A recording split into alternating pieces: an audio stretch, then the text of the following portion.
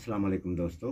18 अप्रैल को रविश इंटरनेशनल अदबी व समाजी तंजीम एक नहायत अज़ीम शान मुशायरा मुनक़्क़िद करवाने जा रही है।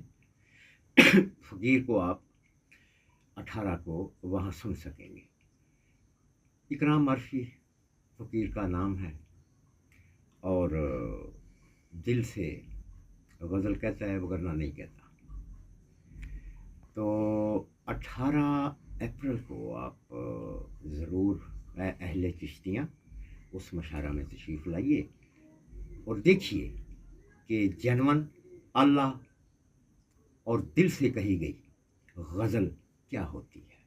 18 अप्रैल को रविश इंटरनेशनल, जिसको सनाउल्लाह शाह साहब हमारे बहुत पुराने दोस्त हैं, वो चला रहे हैं। और इस तंजीम की बानी आहा वाह वाह, एक नहायत उम्दा शायरा अलमास शबी है।